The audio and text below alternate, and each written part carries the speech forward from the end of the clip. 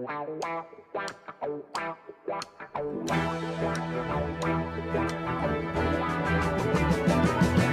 Black, oh, he's a sweet soul brother Ninja Black. He's talking that shit, he's talking that trash, with the facts that smack you on your sweet sexy ass. Give it up for the funky soul brother, Ninja Black, Ninja.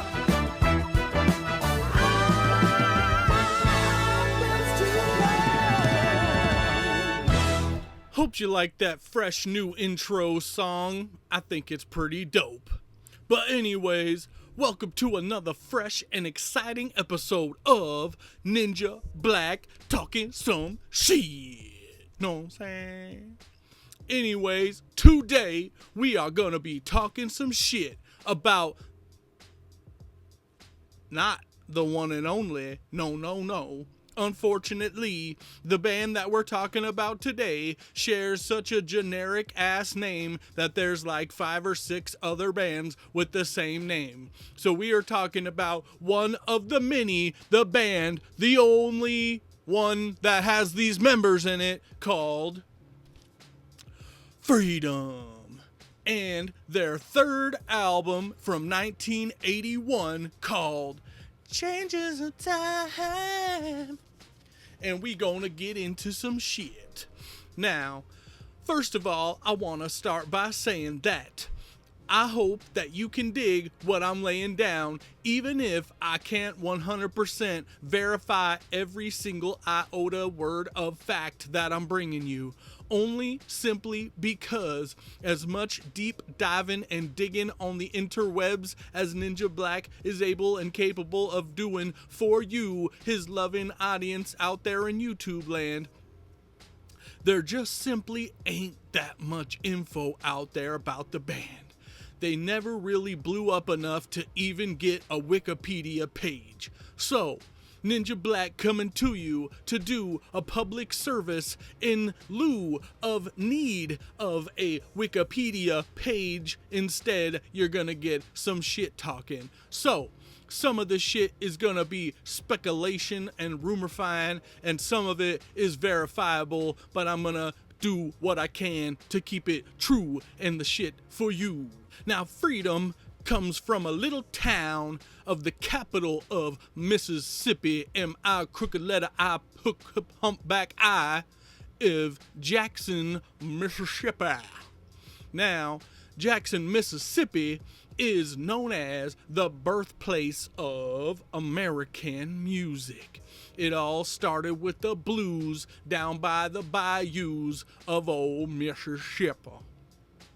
And of course, if you don't know, the blues is basically the primordial goo and ooze, the genesis and prognaticator, if you will, of all music forms such as rock and roll, pop, R&B, and soul music, and even rap, and every other which one that you want to list. It probably got its roots in the blueses in America, in the South, in Mississippi.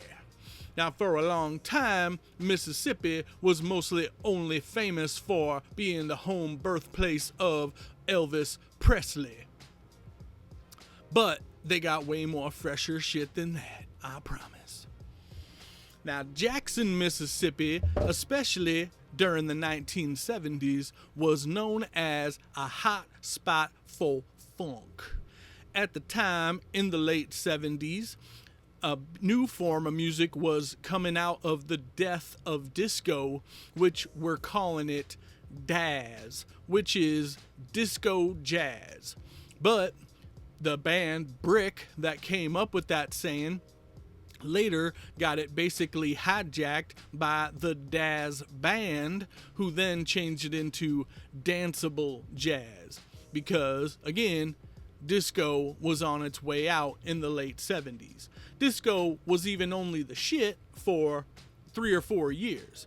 Pretty much went from doing the hustle to rocket you.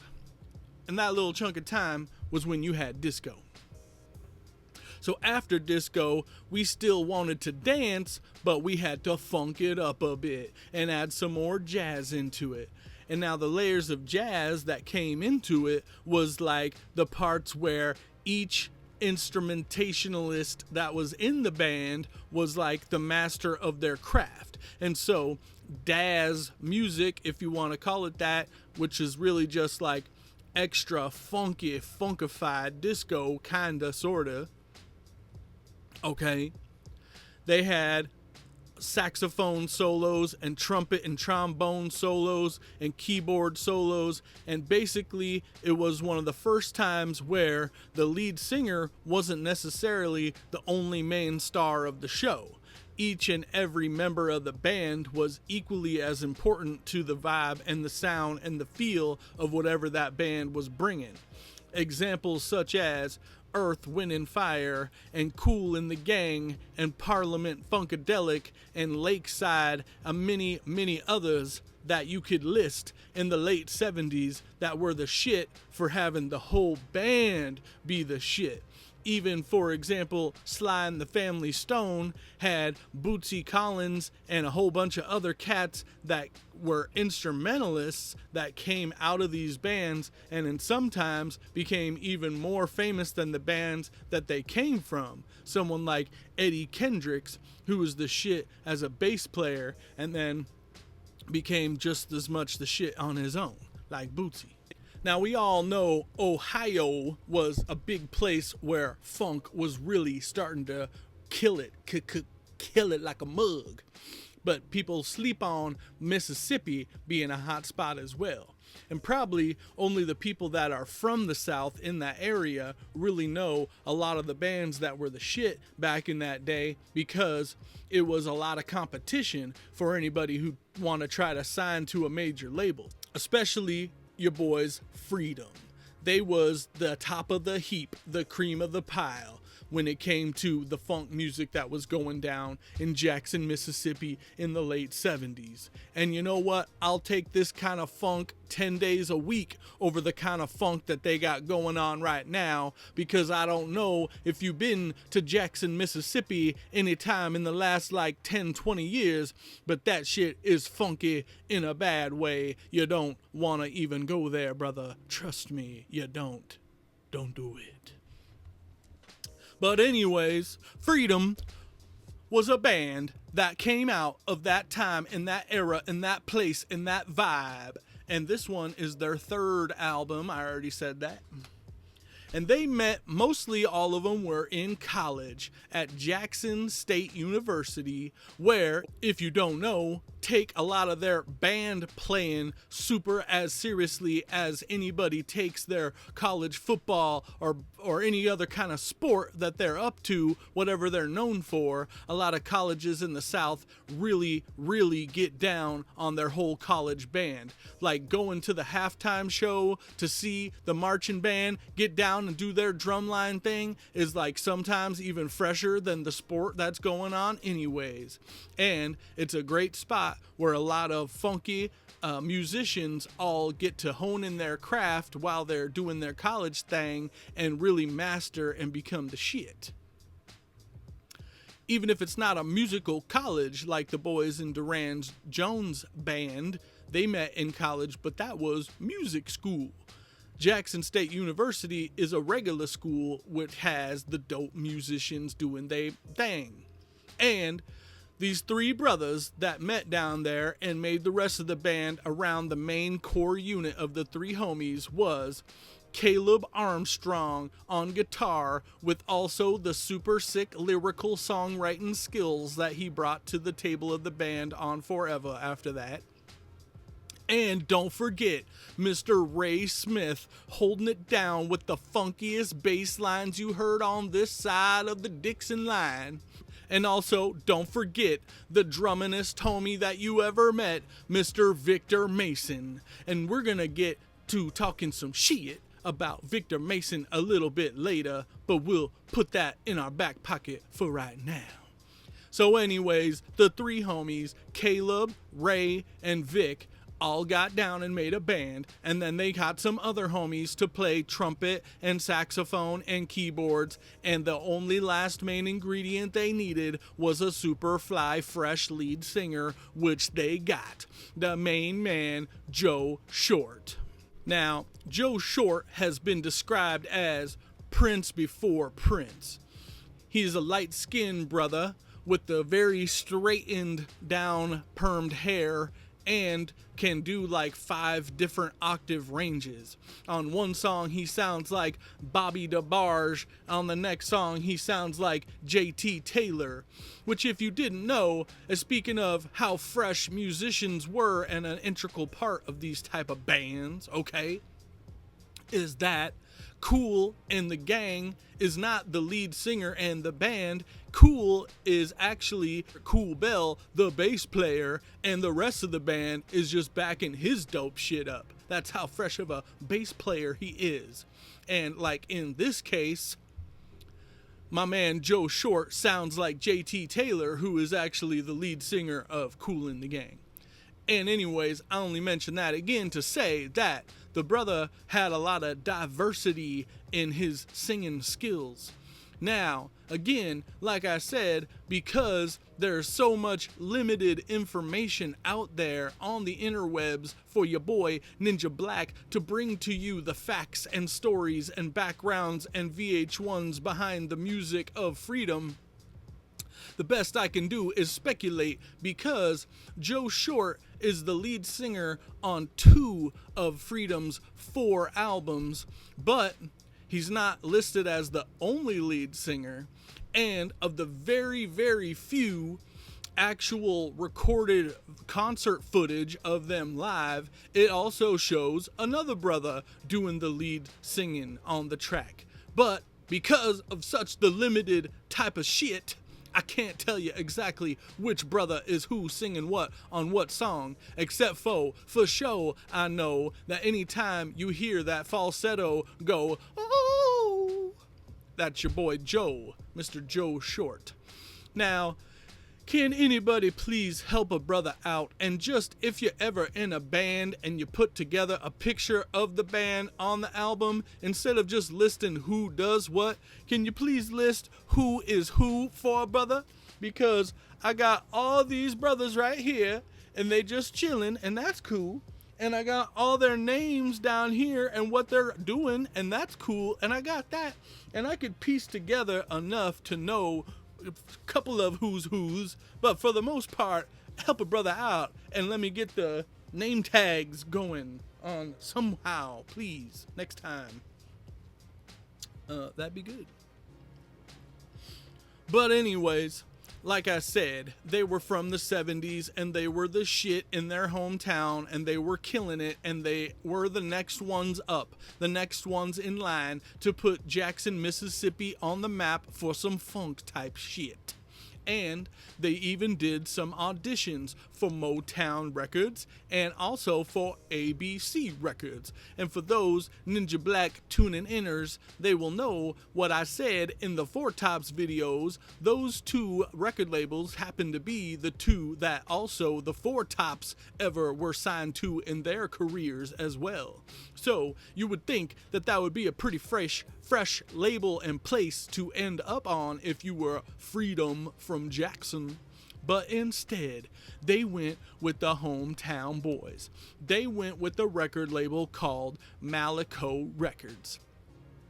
Now, a brief little story about Malico Records is they are still in fact around to this day and remain the #1 proprietors of gospel music in the United States, and just celebrated their 50th anniversary recently, this last couple of years, and are still putting it down and known as the Last Soul Company, because they've been putting it down harder and longer than everybody, steady, straight up. But like I said, they mostly do gospel now. But back in the day, they basically would put out anything that anybody in Jackson had an inclination to jump in the studio and get down with, they were down with that. Now, a little brief side story about Malico Records, because I think it's kind of interesting, and we all just talking shit here anyways. Malico Records was actually started in Jackson, Mississippi by just a couple of regular white guys, actually.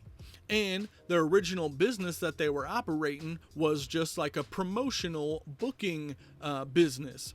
And when you're a promoter and a booker, you need to also be able to make radio commercials to let people know about the concerts that you're booking and advertising.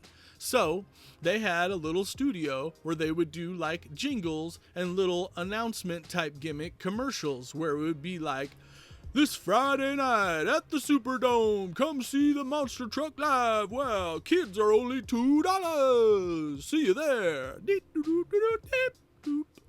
Type shit. That's what they were up to in their recording studio. Until one day along comes a brother named King Floyd with his one-hit wondrous tune that I know you know, that sometimes it's like, is that actually a dude singing? But then he's talking to a woman, so yeah, okay, must be. He just got that little bit of a girly voice, but the brother sings, groove me, baby, groove me, honey. I know you know that song. It's the shit. And anyways, that was basically the whole ass record label's #1 hit. And it was their first single that they put out, and it was a jam. And so after that, the guys were like, hey, yo, maybe we should be in the record business because we're promoting all these other fools. What if we could promote ourselves, actually, would be the shit. And so they tried doing that, running the recording studio and putting out a bunch of bands and tracks and albums and shit. But since they were such like a small operation, their main thing would be recording and promoting, but not selling and distributing. And so they would basically record these albums that they own the rights to and then sell the rights to the bigger companies, Warner Brothers, 21st Century Fox, ABC, whatever these companies, and say, hey, you put out the album, just give us our cut up front type shit. And then if it blows up, then everybody's happy and we got the source of where it came from if you want more. For show. And so that's how they got into doing the record business. But eventually, that even wasn't the shit either. And so they pretty much just started going just strictly regional music with the blues and the gospel. But tragedy would strike Malico Record Studios headquarters about 2013, I think it was, that they had a fire in the studio. Oh no! Since it's been rebuilt and that's all good. But at the time, when they were salvaging the wreckage of everything, they found they had the vaults with all the music that was pretty much untouched. And as they're sorting and digging through all the music that they had, they're like, damn, I remember this band, they was the shit. Oh, I remember Freedom, you remember them? They had that one song. Oh yeah, cool, I remember that. I wonder what we're gonna do with all this music. And then some wise guy in the company was like, hey, yo, this YouTube and Spotify type shit is blowing up. What if we just took all this music on the internet, and even if nobody even remembers it or knows about it or heard of it or anything like that, maybe somebody who does would give us a few bucks for the streams.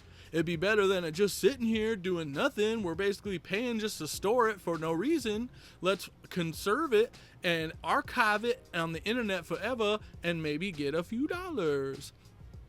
And hell yeah, that was a fresh idea, because that's how your boy Ninja Black was even able to find out and hear about who the hell is even Freedom all about. You know what I'm saying? And I like that. I know that now. And I like that you can know that now. And I'm going to make sure that I put all their discography and everything fresh down in the thing for you to click on the button to peep it after the video and see what we're talking about. Because these boys are so underground and so rare that that's the only way you're going to probably peep it. And because the Malico Records head of digital distribution brother guy didn't really be all that organized, and because Freedom is such a generic ass name, and if you ever search for Malico Records anything, you're just gonna get a million hours of gospel shit. So, Ninja Black carefully and considerately organized the Freedom discography, and you can peep it after this. Just for your ear holes, I recommend it.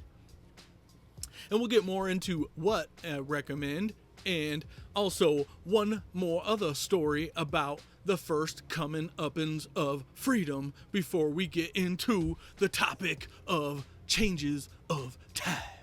Now, when they first came out with the first album, it was a smash hit in Mississippi. Now, they were maybe starting to get some fools digging it in Alabama and Louisiana, but mostly they were stuck as a regional hit. They didn't have the far reach to get on the pop charts and the funk charts and the R&B urban charts of the day.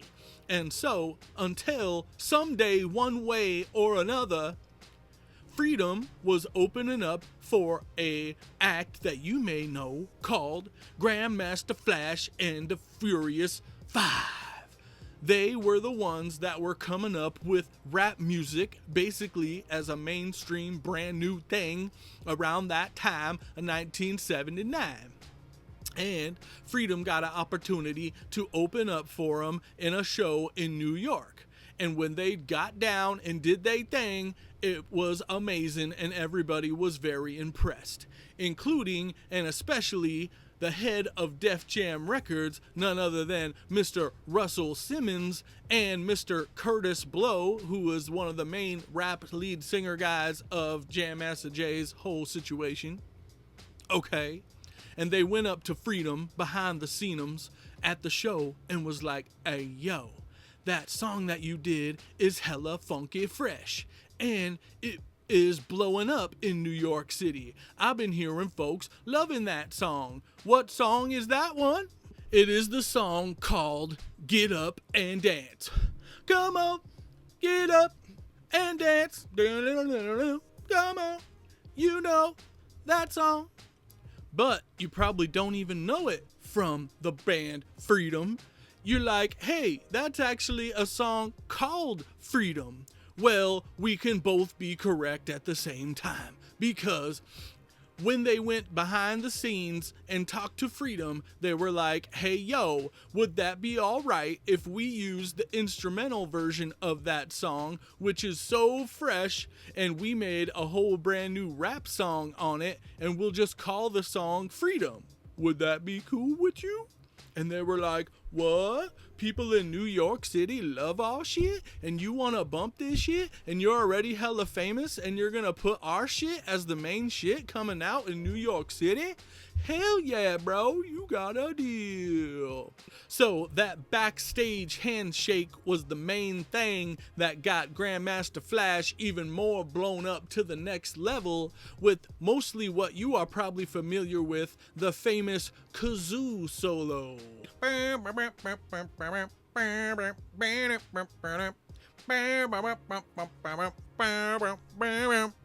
You know that one. It's actually been sampled 52 times in recorded history, including by the likes of John Legend, SWV, and don't forget the artist formerly known as Mr. Kanye W.E. to the S.T. That guy, he did it too.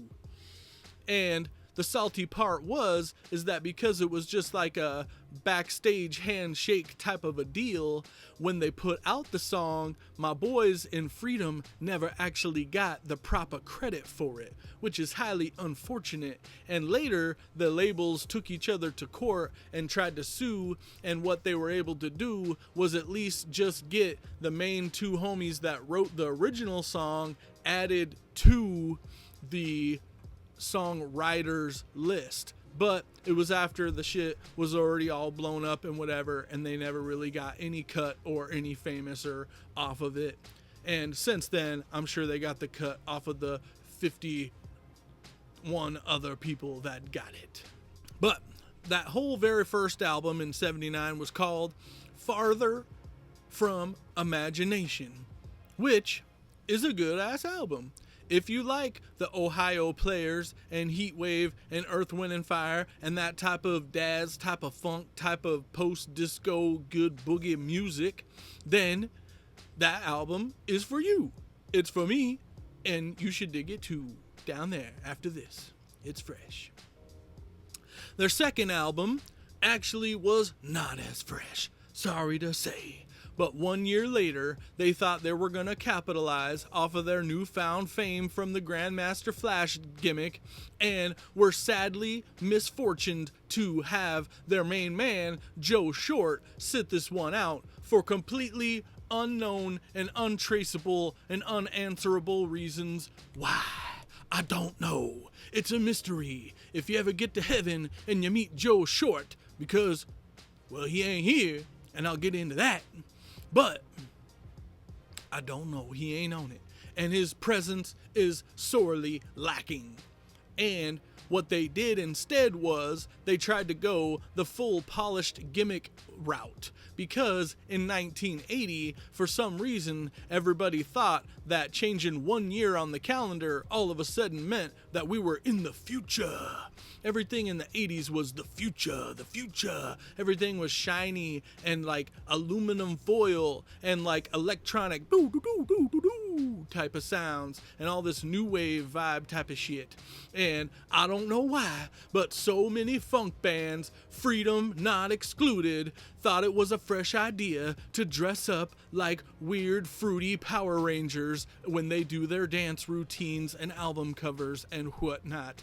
And Freedom went that route, and without their main man, Joe Short, on the album, unfortunately, it was a lot of vibe type of songs. It was a lot of party type songs. They were trying to recapture the magic of get up and dance, and even busted out the kazoos again, and even had one of the brothers trying to rap on it. Don't do that, please.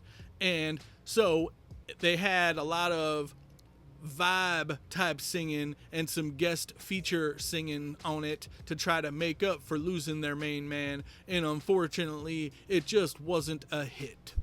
But I'll still put it down there if you want to go through that in your life. But it was not discouraging, because in 1981 my man Joe Short rejoined the band and came with the plan to give you the changes of time, which, hell yeah. And now, let me just add as a quick side note, even if it's easier and more clickable and click-worthy and gimmicky for YouTube's eyeballs and algorithms for me to put out videos about Justin Timberlake and Bruno Mars and whoever's got the freshest, flyest album out there, I understand that. But Ninja Black is here to do a service to the lost and the lonely, to the island of misfit soul and funk and R&B superstars that never were, because I don't pay the premium subscription for the one BET Part 2 channel live streaming where they keep on flagging and taking down every episode off of YouTube of the Unsung Show, which is the shit. If you like my channel, it's probably because you already dig that show Unsung, and that's a big inspiration for what I do here. I want to give the flowers to the people that maybe never got it in their lifetime or in their career, or just they struck when the iron was cold, or they got moved and shuffled on the wrong record label at the wrong minute, their contract expired right before they were about to blow up, or something happened, some tragedy, whatever, it went wrong and sideways somehow. Not enough fresh people know about how fresh these people can go with their music and the soul vibes that I like. And so that's what I like to do, because when I'm doing these videos for you, I gotta listen to this album like 50 times on repeat all week to really let it sink in and soak it up and feel the vibe and let it crawl into my bones and my soul like it's supposed to go. And I do that for you. And trust me, I got better things to do than listen to some salty salt. And so, if I'm making a video on it, you can presume that it's gonna be cool for you. And so, with that in mind, I'm taking the time to tell you about the changes of time. Couple quick short notes about freedom and about this album before I break down why it's so fresh is that I first found out about this band, like I said, by just pushing shuffle on a random Pandora or Spotify or YouTube playlist or Deezer if you in the British land or you had cricket phone service back in the late 2010s style. Okay. And then if I found a fresh song that I liked, then I would put it in my playlist and keep on liking it. And one of the songs is off the first album that they did called Farther From Imagination, which, by the way, side note on the side note of the side note, Farther From Imagination is actually poor grammar because farther measures space distance, but further measures like a metaphorical, abstract, like mental distance. If you're farther than a mile away, that's a distance. But if you're further from imagination, then that's somewhere in your mind away from your own imagination. You know what I'm saying? So it should have been called Further Than Imagination, just saying. But on that album, I think it's the last track on that album, is a song called You've Just Got to Be the One. Boo, boo, boo, boo, boo, boo, boo, boo, boo, boo, boo. My sunshine in stormy weather. Yo, that song's the shit. And that song been on my playlist since like 2015, and I fucking love that shit. It's dope. And anyways, there was one other song that I randomly somehow found out about the band Freedom, which was from this album, called Give Me a Moment. Oh man, that has gotta be one of the sickest, realest, deepest, heart-wrenchingest, soul-vibingest reason I love soul music type of cuts that there ever was. And if it is a crime that song wasn't like a hit city hit. And maybe it was. Were you kicking it, jamming soul music like my dad, who's the one who got me into this shit? In 1981, did you know about the song Give Me a Moment? Let me know. Are you even on YouTube these days? Maybe my dad is. Shout out, Pops. Anyways, appreciate you getting me into the soul music. But this song is the reason why I stuck with it, because this song is the shit. It's the second to last song on this album. And final note of the side note of the side note is, for me personally, I came up on this album as a super come up. Because just like a Ninja Black, you probably be at the record store, wherever you peruse music, and you be digging through and peeping out and digging through and peeping out, and everybody else is looking at the Nirvana and the Pink Floyd and the Led Zeppelin shit. And yo, I gotta sit in the corner in the tiniest little section of soul R&B. Oh damn, they're hating on me, but I'm in there, and sometimes you be finding some gold. And I was digging in the soul section, and I recognized the album cover that has that song, Just Give Me a Moment. And I went, holy shit, hell yeah, dude, oh, I gotta get this shit right now. And when you find that shit that's so fresh, you almost want to just run to the register and check out and leave right then, just so there's no chance of never even setting it down for a second and somebody walks by and I go, ooh, what's this? Motherfucker, back up, that shit's mine. No, we gotta go. I got the one I need. Let's go. Holy shit. $35? Damn, I don't even know if there's any other good songs on here besides the one. But fuck it. It's worth it. Let's go. And hell yeah, it was worth it.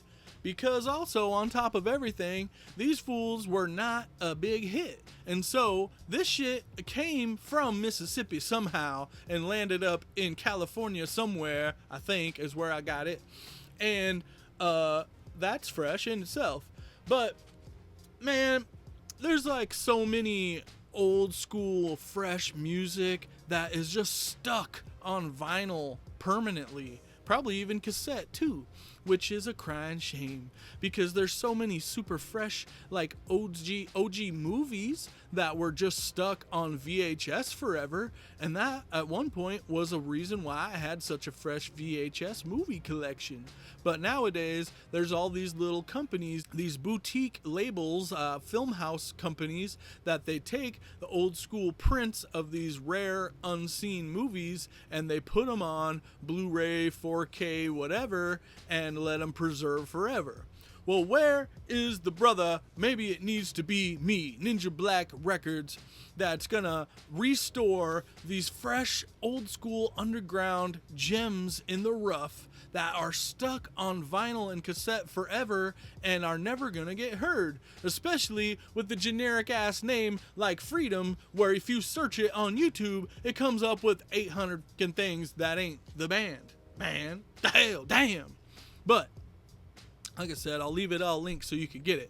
The only other way that you can get it besides on vinyl is there's a super deluxe import print on Japanese CD of their first album. If you want to go to Discogs, you can find that. But otherwise, vinyl and online. But you know, one day the internet ain't gonna be around no more, and everybody gonna be knocking on Ninja Black front door because I got this shit for real forever.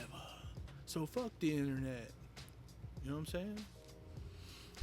Anyways, one last side note about owning the album on vinyl, which to my understanding, I think it also came out on 8-track, which makes another point that we're about to get into. But the album is on vinyl and it's called Changes of Time. And as far as I know, again, this is the only way you could get it. But now, ever since the homies, Malico Records, put it out on the YouTubes and everything else, you get the digital mastered edition. And the digital edition that's on YouTube has 3 extra songs that are not on the vinyl record, which, oddly enough, one of them is actually the title track of the album, Changes of Time. How are you going to put out the vinyl album and leave off the title track? I could probably think of one other track that you might have left off, but at the time, maybe not. But leaving off the title track, I don't know. Most people name the album off the best track of the album, and they just deleted it for the record. But then the other 2 tracks that are not on the vinyl, but you can find online, and which have odd placement, which I have my theory about, but is the 2 of the songs, the title track that's not on the album, Changes of Time, and the track called School Teacher, which is an interesting song. But they both have a reprise. Now, basically a reprise, if you don't know, is basically where the song does like an encore, where it's just like the hook and or the band comes back to like re-jam or reprise like what was the cool vibe of the song. Now, my theory is, and this might just actually be straight up fact, or it might just be straight up some shit that I'm making up right now, but it makes sense to me. You tell me if I'm wrong in the comments, and while you're down there, go ahead and click all the other fresh buttons that say it's fresh here. The reprise became more popular when 8-tracks were the shit. And just like disco, 8-tracks really only actually existed for about 5 or 6 years before they were replaced by the highly superior cassette tape. Take that to the bank. As a connoisseur of collectibles of all things musical, media, and physical attributed stylings, fuck 8-tracks, man. They are a pain in the ass. They're a bitch. It's hard to find a player that even is worth trying to save or use or maintenance or have hooked up to your system.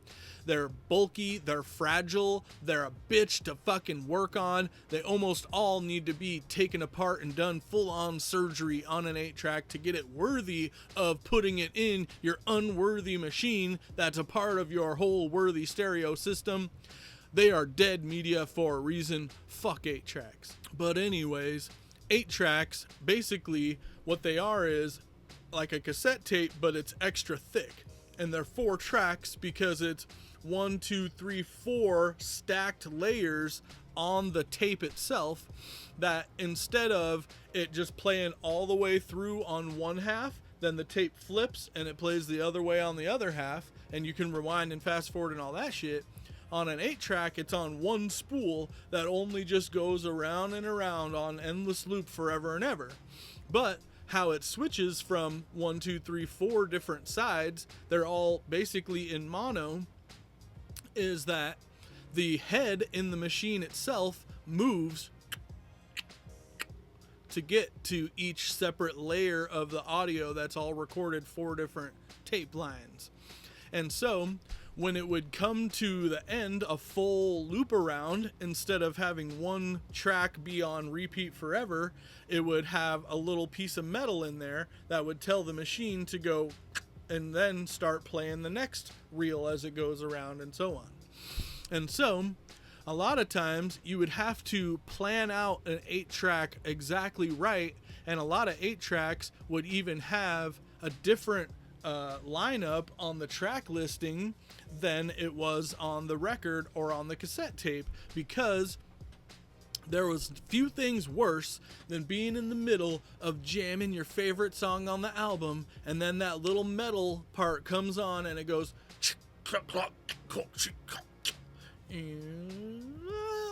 and then you get the second half of the song with that interruption in the middle, like right when you're jamming. That shit is whack. And so, even though a lot of 8 tracks would have that, they would have your favorite song, and then the next one, your favorite song continued. And that shit is whack. And so what they would do is they would put the 2 songs, so let's say out of 3, that would fit on one side, and then they would have to try to force it to fit so that when one song ends, then it's pretty much ready to go to the next one. But it wouldn't always work out that way, and so they would want to have a whole bunch of blank space in between where you have to go up and push the next thing for it to go to the next program on the 8 track. Instead, they would have a reprise where it's like buttering you up for the next program by reminding you how fresh the song was on the current one. And so it would be however long it needed to be. If there would have been blank space on that program of the 8 track, 30 seconds, a minute, 2 minutes, whatever, hey, let's put a reprise of this song as a reminder of how fresh the album is, so you'll be stoked when it loops back all the way around to program A at the beginning. We're reminding you of all the greatest hits of this album as you go along with these little reprises, and then like that.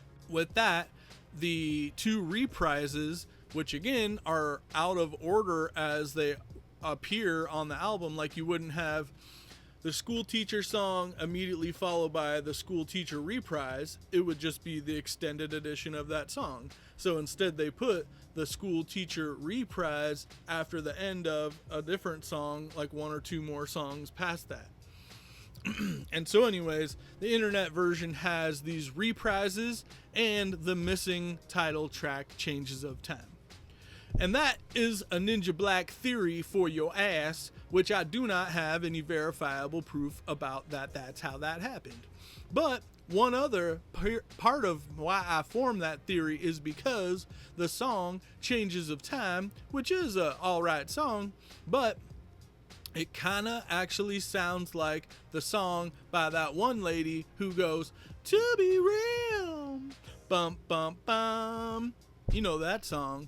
Well, that's what this song actually hella sounds like. And so maybe Freedom and Malico Records, who just went through all the suing drama of the Fabulous 5 Freaks, didn't want to have to go get sued or whatever over ripping off that song. Maybe that's what happened, because it sounds pretty similar if you ask me.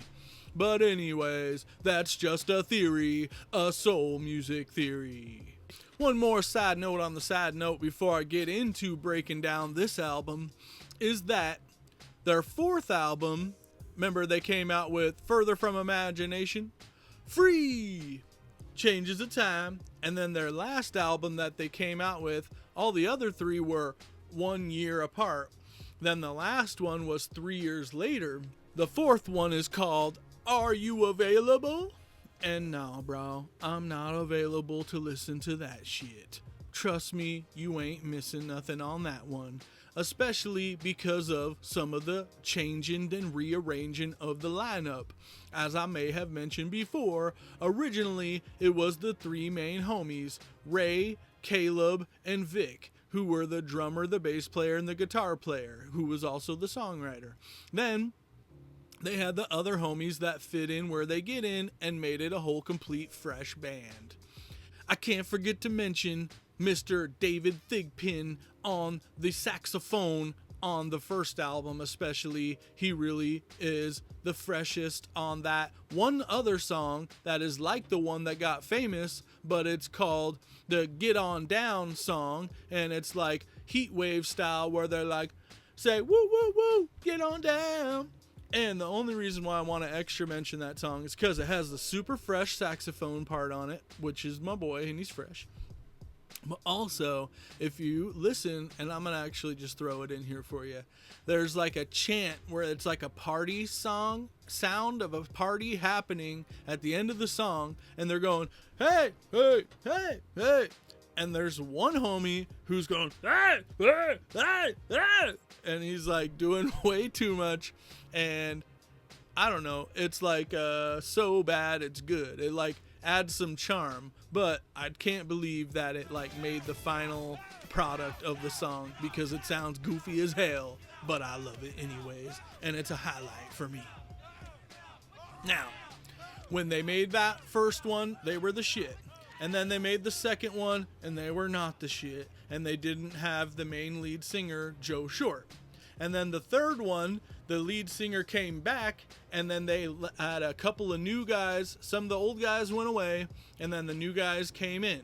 And then when they made the fourth album, 4 years later, the only ones that were from the band were the new guys that came in on the third album. They went off and got 3 or 4 other new guys and made a new band, a whole brand new band, but they still called it Freedom, and they still tried to jock the style of the name when basically it wasn't even actually the band at all, because the real band is Caleb, Ray, and Vic, and Joe, of course, too. Now, the main reason probably too you ain't ever heard of Freedom is because right after they came out with this super fresh album, which should have been the one to blow them up, like this is on the same level of the best Heatwave or Lakeside or Ohio Players albums that you can find. Whatever your favorite one is of them, this one's just as good. I promise. It is. It's fresh. And anyways, the same year that this came out in 81, apparently, and here comes some more speculation, but, well, this part ain't speculation, my man Joe Short got murked, tooken out, cold-blooded murder, and it's a crying tragedy. There ain't even an obituary I could find online about my man's. And the only interview or anything that exists about the murder of Joe Short is my main man, Victor, the drummer, saying, well, dead man don't talk, and it's still an unsolved mystery, so I don't know. Damn, that's a cold piece about the homie. I feel like I would want to say something more than that. And maybe the reporter doing the interview doesn't include every single word that's spoken the way Ninja Black keeps it every real word, but they say that perhaps somebody thought that he was rich and fresh and tried to mug him and murked him in the process. Or they also threw in the possibility that maybe somebody was jealous of him because, again, remember, somebody would describe him as being Prince before Prince. Now, what do you think about Prince, right? He's like a diva. He's like full of himself. He's like pure ego, Mr. Ooh, I'm the shit, right? And so maybe somebody else in one of these other bands from Jackson, Mississippi, who didn't like the fact that Freedom was getting the chance to be the shit and they weren't, and Mr. Homeboy thought he was too cool for school, Mr. Fresh to death, they fucking murked him. Or maybe he had some dirt or some like special royalty ownings on something in the band, and maybe it was even dirtier than that, because the shit could be that way actually. Now, again, one more side note again, and I'm not gonna disrespect the dead too much, but I wouldn't be a black ninja if I wasn't gonna talk some shit, now would I? My main man, Vic Mason, who is the driggity drummer of Freedom, pretty much, okay, hold on real quick. When my homeboy died, Joe Short got murked, pretty much the band just broke up forever after that. And all of the guys all went on to kept playing music and loved music as much as they could every day forever and ever. Especially a lot of the band members that are still alive are actually still jamming music like hell fresh. And that's dope. But they all pretty much had to go back to their day jobs. They all had their regular jobs, their careers, their families. They moved on with their life and just kept on living in Mississippi doing what they had to do besides being a famous soul band. That's salt. But my main man, Vic, he became a police officer, and he was a cop for like 30 years.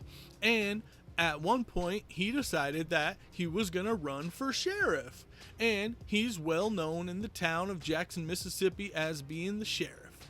But there comes some salty drama, which again, out of respect to the dead, I won't get into all the details. But if you look up his name, Sheriff Victor Mason from Jackson, Mississippi, you can find all the dirt. But basically, the real short version is that he was using his power in office to try to like fuck bitches and shit, basically. And when they weren't down with it, then he got hashtag Me Too'd like hella. And after that was happening, it got revealed that a lot of the official office type of fools in Jackson, Mississippi are all corrupt about fucking bitches for their job and shit. And so the DA, the mayor, the chief of police, and yes, the sheriff Victor Mason all got in big bad trouble for trying to use their job to fuck bitches that they didn't like it. And so he got took away from being the sheriff after the state paid $230,000 to two separate girls who they said that they didn't want him to fuck them or whatever. And damn, he didn't even go to jail or get fired or anything. But he lost the next election for sheriff, and sadly enough, 1 year later, he died from prostate cancer. And he spent that last year of his life trying to advocate for police officers to get their booty holes checked for prostate cancer, because he said that shit was hella whack. And if anything came of Victor Mason, it is some fresh ass drumming on the funk and get your booty hole checked before it takes you out, please. So if you want more tea on that, it's a Google search away. And it was kind of interesting. It held my attention. But out of respect for the dead, we gonna keep it on Freedom. Now, the first track on the album is called At the Party, and it is a funky, boppy jammer. If you like Earth, Wind, and Fire or Kool and the Gang, especially Kool and the Gang, because like I said, whether it's my man Joe Short or not, somebody singing on there sounds exactly like JT Taylor, man, and it's like really for real convincing. Like maybe it could be him, actually. It's not, but he sounds like him. And anyways, the song is the shit. It really gets the party going. And you know, they're still trying to reach back to the sound of the song that almost got them blown up. So everybody get up and move your sexy body if you want to do that thing. It's a bopper. And The girl showed up with the big sexy booty, and hey, what can I say? And it's the shit. If you like dancing while you take a shower and scrub your sexy body, then you haven't done a thing. You could do worse. Fucking peep it. It's fresh and funky. The next song is called I Give You Love, which, I don't know, maybe this might have been the song that you could took off because, like I said, my man Joe Short did have a lot of octave and range styles that he could bring. And on some songs, it might have been him, sound like JT Taylor. On some songs, he sounded exactly like Maurice White. On some song, he kind of sound like Prince. But on this song, he definitely sounds like old Bobby DeBarge with the pure falsetto like a mug. And it's cool. It just sounds like a Switch song, like DeBarge, just like a pop crossover type of soul song. He's got the falsetto the whole time, and it's kind of a salty, cringy simp song because the song is called I Give You Love. But the whole song is about, even though I know you're thinking about this other guy, you're letting me be the one to fuck on ya. So what the fuck's up with that? You should be thinking about me, girl. What the hell? So it's alright. The next song, track 3, at least as far as on the LP, is called Everlasting Love. And this just sounds like straight up it would be an Earth, Wind, and Fire song.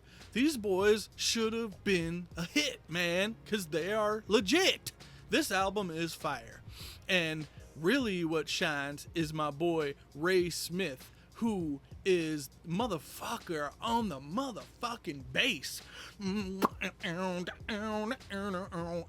Oh, and man, if you can appreciate some funky slap bass, because you gotta give it up. The bass player is really what makes it funky, because it's all on the one, and that is with the bass player, man. You gotta give it up. This song is a pure bopper. This, in an alternate universe, is like a #1 wedding song, man. Like, we are sleeping on freedom, and Ninja Black is trying to make a difference. Fix that shit. Bump it. Now, the next track, at least again on the LP, is called You. I just want you, only you. And this is kind of like the other one, where it's kind of like the laid-back DeBarge type of like crossover R&B pop song. It's smooth, it's grooving, it's funky, it's chill, it keeps the party going. I got nothing bad to say about it. Peep it. Peep this whole fucking album. I promise you, I'm telling you. Now, the next song, and again, I promise I'm going off of the LP one because Ninja Black has a fresh vinyl turntable that can turn any record into a computer file that can turn it into a CD that you bump in the whip. And so I only know this version. I've listened to the YouTube version a bunch of times too, but I'm sticking with the OG. But anyways, the song is called The Stack Back, and that's a fact. The girl is fat, she's stacked back. And all the girls call themselves the big backs if they're like torta eating style. And anyways, this is basically them trying to make their own version of brick. How? She's stacked back, and that's a fact. Ain't taking smack. She's fat backed. And it's like a harder dance song, but it's just all about saying how the bitch is thick. Dig it. That one's alright. Now, the next song, again, I mentioned, is called School Teacher and is one of the ones that comes with a reprise, which is an interesting choice for that one. Now, the track first starts off with a whole entire 60-second, 1 minute long skit at the beginning of the song. Now, usually I would see that as kind of a red flag. If the song is fresh, I don't want to have to listen or wait a whole entire minute to be able to peep it. It should be at the end of the previous song. So if I'm like skipping through the album to get to it, I can skip the skit part 2, or as its own separate track like an interlude.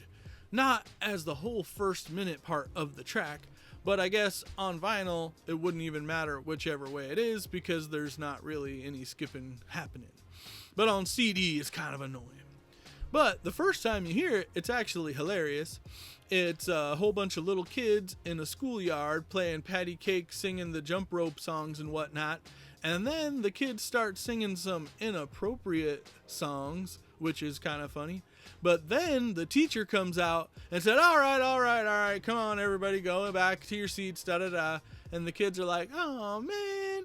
And then the teacher's like, if you don't sit down right now, I'm going to slap you. And that's kind of funny. I don't know, the little skit that they did. The teacher smacking them up. But anyways, the song is called School Teacher. And now, it's really weird of a format because it sounds like a dark... And then, when it goes to the hook, it like way shifts the whole key and the whole tempo, and it's really like jarring to where it like throws you off, to where like normally if you're like dancing or singing along to a song, it would go smoothly transition from the different parts of the song. But this time, every time that the hook comes in, it's like a whole nother song out of nowhere. And the song is about the school teacher, and it's about how you lost your virginity to your teacher and how you love to love her all the time, and she taught you everything about how to make love all night long and keep it going strong. School teacher, hey, school teacher. And it's like, okay, I get it and I can dig it, but maybe the format, like I was saying, the way they do it, it doesn't really hit like that. But like, I don't know, nowadays, especially with how much that has become a thing, I feel like either a lot of people are gonna really dig it if that's their jam, or they got a hot teacher or whatever. But I feel like that could be like kind of traumatizing, like some like Me Too Weinstein type of shit. But maybe that spills some future beans on the sheriff of Jackson and the way he thought about how it was supposed to go, using a power dynamics to get your loving in. I don't know. But if I was going to replace any of the songs with the Changes of Time song that got left off of the album, I would have took this one off probably. It's fun the first time or two, but like this one and the Stacked Back song go together with the kind of like more like bigger, bombastic and aggressive dance style versus like the fun and funky or like the smooth poppy. And it just these two songs right in the middle of the album go together, and they're both my least favorite. But you tell me, do you love the school teacher? Maybe you do. The next song, which on the album at least is track number 8, and somewhere in here, in between everywhere on the YouTube version, is the reprise of the title track, Changes of Time, double left off. But is the song why this album was worth $35 because of the hit, the deepest, oozingest, real true love soul song that is Give Me a Moment. My guy. If you don't listen to any of the other songs on the playlist that I'm organizing for you, again, as a favor, because Malico Records does not have it organized at all. If you peep any other songs, peep this one. If you love soul music, this is the one.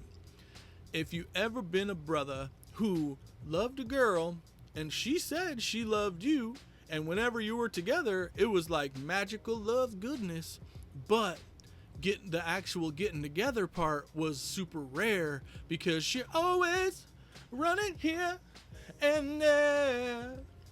and you never stop to show just how much you love. Your true feeling somehow you hide. Man, I'm not doing it a justice. Yo, I'm promising you, this is the one. You felt it, so go feel it. I swear, it's the one. It's why we're here, okay? Give me a moment. Give freedom a moment. Or about 5 minutes of your life, please. For the sake of all soul music goodness everywhere, it's the one. And then, the last and final song on the album is called You've Got the Power. And man, what a way to end off this album, because you had the amazing soul goodness of Give Me a Moment. And then you come with this jam. You got the power to choose to be anything you want in your lifetime. You've got the power, my man. This is like up there with like a Teddy Pendergrass, Michael Jackson level, like inspiring song. And this one is where the brother really sounds like JT Taylor for real. But it's like, yo, life is hard, bullshit sucks, the salt's gonna get in your way and salt you up every time, but you hold the power to choose to do with your life what you want to do. So don't let temptation steer you wrong. Damn. Yo, like, the way that the lyrics fit in it seems kind of like weird sometimes. And maybe it's just because I listened to it so many times that it's like drilled in my head so hard. But I feel like after like the couple of times that I heard it, I'm like always stuck in my head with this one, man, because it's the jam, man. I can't help it, man. This is the way that you end the album, with a real solid impression of the culmination of everything fresh that you just went through with the band on the album. You gotta top it off with the fat sprinkle covered cherry, because it'll make you wanna let the 8-track skip all the way around again. Oh, flip it and drop the needle one more time. Or in 2026, you're gonna just hit play on the playlist again. Because, damn, man, this song is super powerful and inspiring and uplifting and positive. And as much as we love to talk some shit, we definitely like to keep it positive. And I positively recommend Freedom, and especially the Changes of Time. Number one track, of course, is the Give Me a Moment, and the close runner-up being the last song, You've Got the Power, and the first song, At the Party. That one's the shit. And I'm gonna end it off with that fresh party noise again one more time, because it's fresh and I love it. And I hope that you thought this was fresh and that you loved it. You loved it so much you liked it. You loved it so much that you had to subscribe so that you would get more fresh talking shit next time. Have you heard of Freedom? Are they your new favorite band? Are you ready for next time when Ninja Black talks some shit? Let me know down below. And if you gotta go, you gotta go. And so, until then, we keep it real and keep it trill and keep it all the way Freedomville. It's Ninja Black, and I'll see you next time.